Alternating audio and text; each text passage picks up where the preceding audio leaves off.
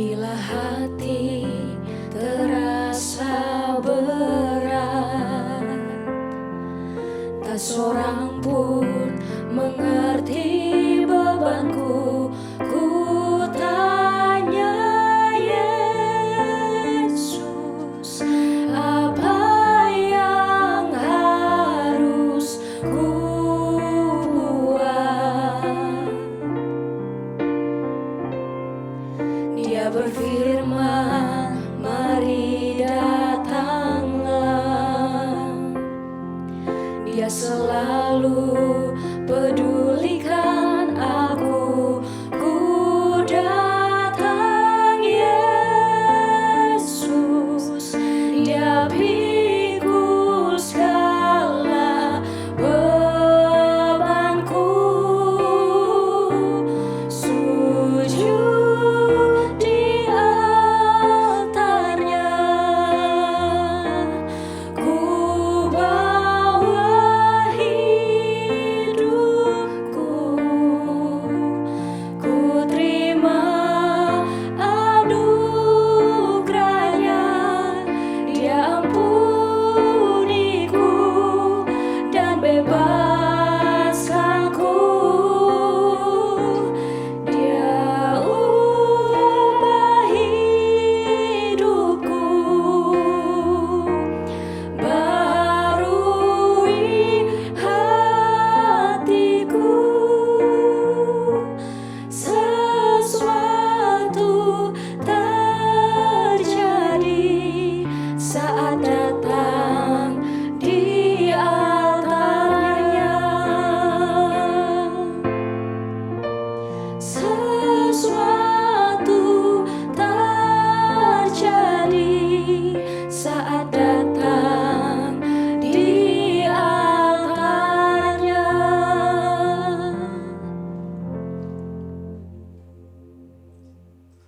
Sahabat Morning Grace yang dikasihi Tuhan, pagi hari ini kita akan merenungkan firman Allah dan kita berdoa mohon hikmat dari Allah. Mari kita berdoa. Sesuatu terjadi saat kami datang kepadamu, itulah yang kami imani dan kami percaya dalam doa selalu ada pemulihan. Karena ketika kami berdoa, hidup kami diteguhkan oleh Allah. Mari Tuhan, bimbinglah kami untuk menjalani hari ini dengan anugerah-Mu. Semoga firman Tuhan menjadi sumber inspirasi dan kekuatan bagi kami semua. Dalam nama Tuhan Yesus saya berdoa. Amin.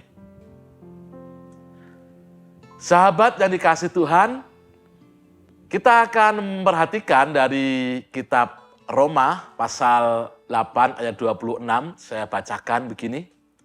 Demikian juga Roh membantu kita dalam kelemahan kita. Sebab kita tidak tahu bagaimana sebenarnya harus berdoa. Tetapi Roh sendiri berdoa untuk kita kepada Allah dengan keluhan-keluhan yang tak terucapkan. Sahabat Morning Grace yang dikasihi Tuhan Yesus, kehidupan kita sehari-hari kerap menjumpai krisis. Dan ketika krisis melanda, kita berdoa kepada Allah. Kita percaya pemulihan itu akan terjadi. Itulah yang kita imani. Dan lebih dari itu sahabat-sahabat, sejatinya doa yang menjadi sumber pemulihan kita bukanlah sebuah cara untuk membujuk, apalagi memaksa Allah agar Ia membebaskan kita dari belenggu krisis. Bukan itu.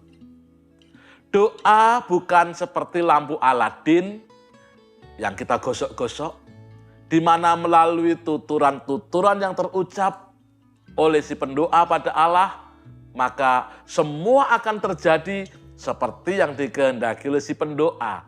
Bukan itu. Tujuan doa bukan untuk mengubah pikiran Allah tentang keputusan-keputusan agar Ia mengikuti pikiran-pikiran kita.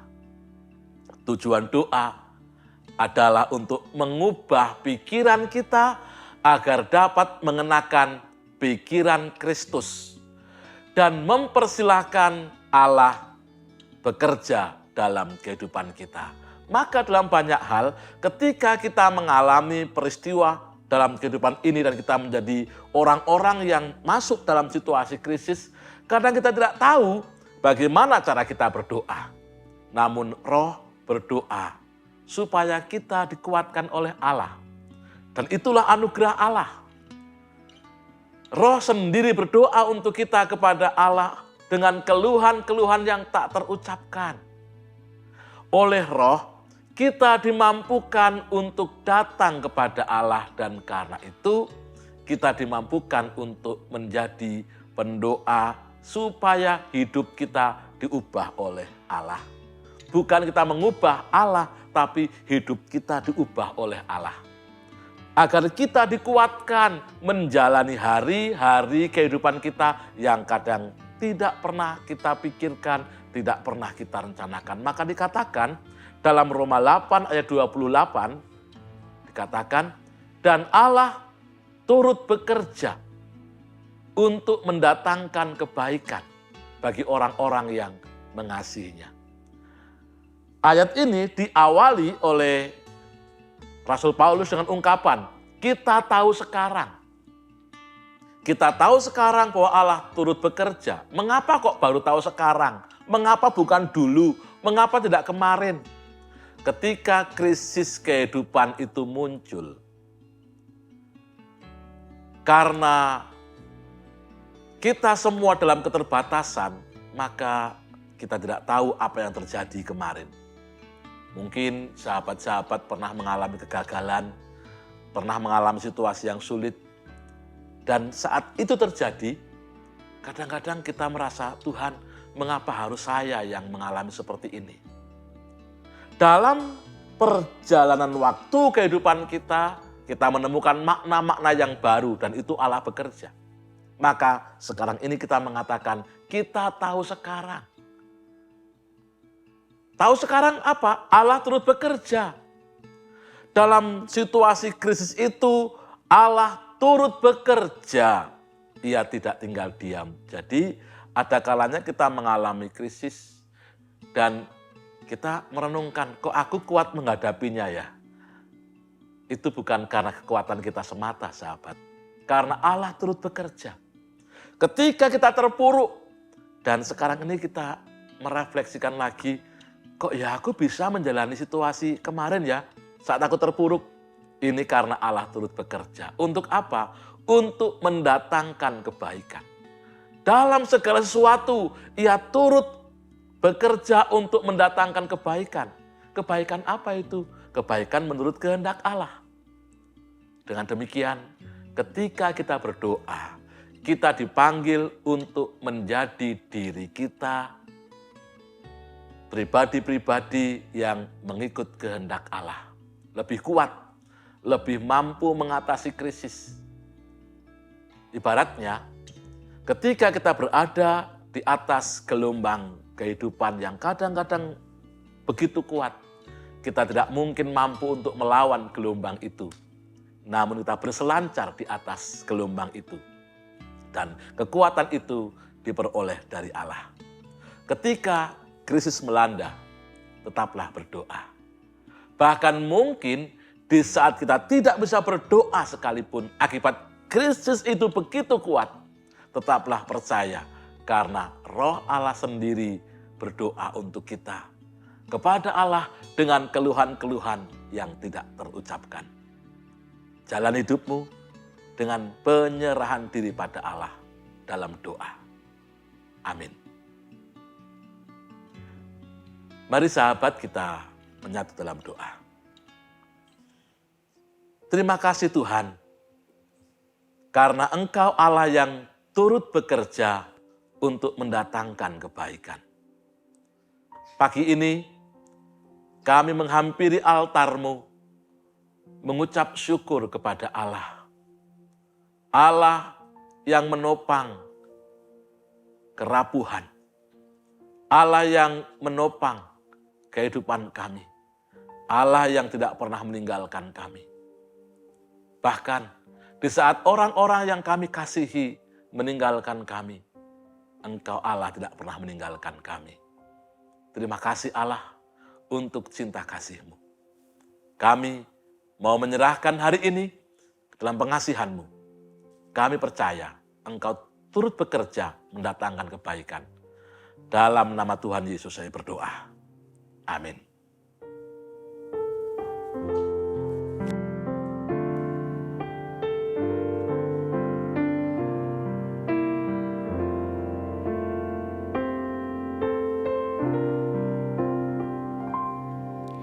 Bila hati terasa berat, tak seorang pun mengerti bebanku. Ku tanya Yesus, apa yang harus ku buat? Dia berfirman, mari datanglah. Dia selalu pedulikan aku. Ku datang Yesus, Dia pikul segala bebanku. Sujud di altarnya, ku bawa hidupku. Ku terima anugerahnya, Dia ampuniku dan bebaskanku. Dia ubah hidupku, barui hatiku. Sesuatu terjadi saat datang di altarnya. Sesuatu terjadi saat datang di altarnya.